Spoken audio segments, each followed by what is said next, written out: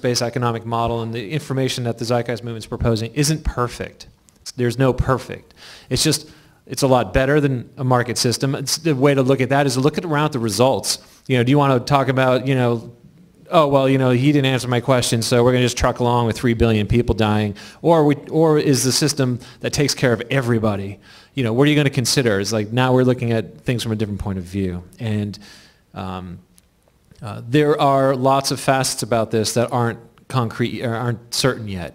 But the logic, as far as an empirical reference to the environments that we live in, that's observable. That's knowledge. That's something that we can actually have a relationship with and measure and basically, it's a cold connotation to me, but calculate how things are going to unfold as far as societal operations. Would I want to keep working my life away and watch things crumble around me as people lose their purchasing power? Someone said earlier, freely exchange, and I'm thinking to myself, that's bullshit. I can't freely exchange anything. My freedom is tied to my purchasing power in this system. If I can't afford to buy anything, if I don't have purchasing power, I have no freedom. I have no freedom whatsoever. So I would rather be in a system where that is off the table and I am free to be able to contribute. I am free to be able to pursue my interests. I'm free to be able to create some sort of value for my life beyond my job. So anyway, so I just wanted to throw that out there for people because as a wrapping up thought, this is a lot better than anything that we might have thought of before. It's part of a transition. It's part of an evolution of a logic based on a scientific approach, and that has not really been done before. I just wanted to add, I had this thought when you were talking that sometimes we do have people that challenge us on this notion of, oh, you would limit the population of the planet and, these notions. And, the planet limits the planet. But I would say, are these people also standing up for poverty? I mean, you know what I mean? It's a different grouping. They're not usually the same people I see in conversations of, well, how can we prevent that today? How can we create a system that actually supports life? And that's what we're doing too. So they're kind of viewing one side of it and not the other, and you have to really consider what we're talking about. We're talking about valuing human life tremendously and having our system be built around human values. So I don't think you can get, it's something that, like he said too, we don't use the word utopia. Other people use that about because they want to put us in a box, but there is no final frontier. As Jacques Fresco has said, scientific method is this is the best we can do with what we know now, and if we continue in that model, then we would be continuously improving. So when people sometimes have questions about, oh, well, they find one thing wrong with what we're talking about, or I don't think that will work out perfectly, so they'll throw it all out. And I think, well, if it were 50% better than today, would you be up for that? If it were even 10% better than what we have now, wouldn't you consider it then? I mean, so I'm just asking, can we all get on board with the scientific method in approaching, a lot of these problems, which are technical, and that's basically what we're getting down to. Yeah. Go ahead. Great. Just say your name and a question. Of course. Yes, good evening. I'm Dr. Thomas Halley. I'm a holistic practitioner and a psychotherapist. I've enjoyed your presentation. I will say that in some important ways we seem to be on the same page. In some ways I'm surprised at that. I have 3 brief questions. If I may, I'll state those and just sit down.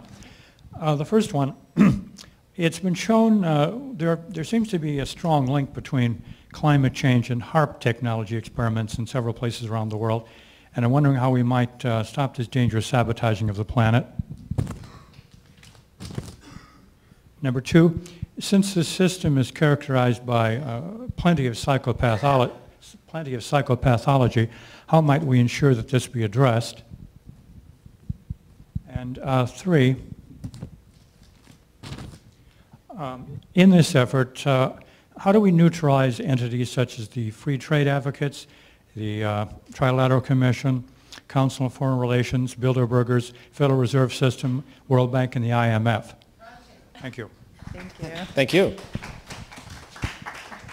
Let's see, regarding HAARP, lots of unique stuff happens around HARP, I would have to admit, and it's highly secret, and I think we can all rest assured that there's heavy military interest in whatever the hell they're doing over there. Stealing Nikola Tesla's work, even though it's not really his work, as I stated earlier, but using his great ideas for what appear to be, or could easily be, very negative weaponry. How do you address something like that? How do you address the sickness of the Pentagon? You think about why these people feel the need to create these weapons, if in fact that's what they're doing. Why do they feel the need to want to seek and destroy and limit other people's ability to gain access to certain things?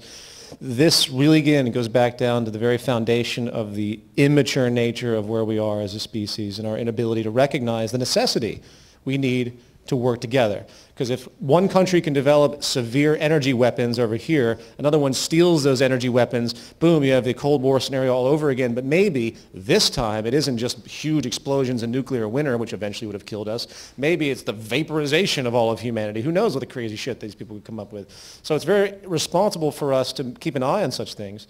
I couldn't give you a direct solution, but it's going to be a consciousness thing. You know what I mean? I mean, obviously, if we knew what they were doing, we would easily seek out, activist protests to bring awareness to it and to try and shut it down in the interim. So that's obvious. I'm going to let Jenna answer the question on psychotherapy. Excuse me, yeah.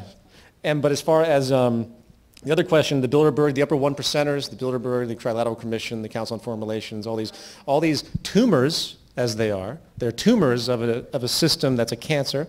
They are personality amalgams of corruption, as we call it, meaning those that are seeking advantage to the highest degree, meaning they interfere with political establishments. They work to control as much as possible as far as commerce in particular regions amongst different companies, cartels like the Federal Reserve Bank. These are all little hegemonic pockets that we should have expected a long, long time ago to emerge, just as they emerged in the Roman Empire when the similar market values and the elitism and everything else, the divinity of kings. It's basically the same type of stratification that we've always had in a sort of a feudal construct, but now it's hidden. It seems like these groups are not fulfilling the roles that those early despots did many, many centuries ago.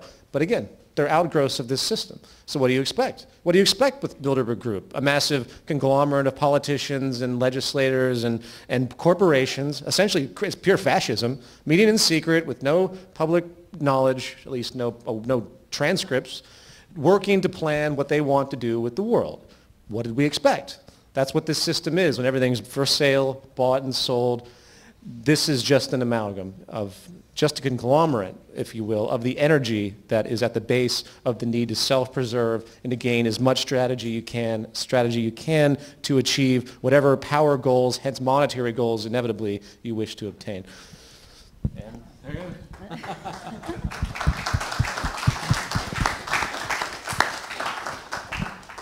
As far as in a resource-based economy, the psychological aspects and kind of therapeutic aspects, I like to think of, when I think of Maslow's hierarchy of human needs, so, what happens when we sort of raise the bar there, and what else can we explore? I mean, when you are meeting the needs of people, then you're at a different place of where people are coming from in an orientation to relationships with each other and in learning about life and taking in information. And one of the things that comes up often is people ask us questions about, what do you do with people who are murderers or who are rapists in this kind of society? What would happen of people who are troubled in this sense? And one of the things that we could embrace with a resource-based economy is actually finding out what is really causing that, instead of having the model we have today, the correctional system, which really isn't very correctional. It's sort of its own monetary system, profit motive-driven enterprise of just detaining people. And there's information that could be had by learning more about what is causing, is it biological, is it an environmental thing, learning more and more and gathering more information so that we can improve the environment to enhance everybody's well-being. So that's something that I definitely look forward to. You could argue that a lot of it is a actual functional nervous system. I mentioned earlier the work by Richard Wilkinson, who studies class, and you ever wonder why America has the most skyrocketing murder rates on the planet? Are we really that different from our Canadian neighbors and our genes? Isn't America comprised of people from all nationalities across the world, immigrants that came to this country? Why do we have those insane murder rates and crime rates? It's because we have almost the largest class stratification on the planet.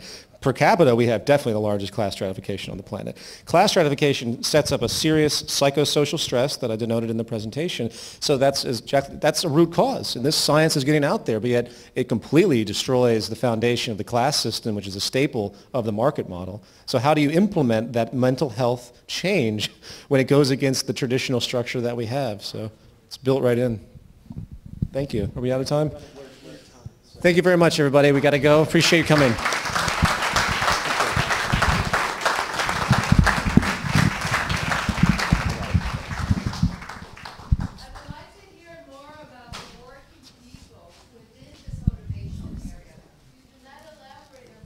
It's a lot of stuff to talk about. Yeah. I mean,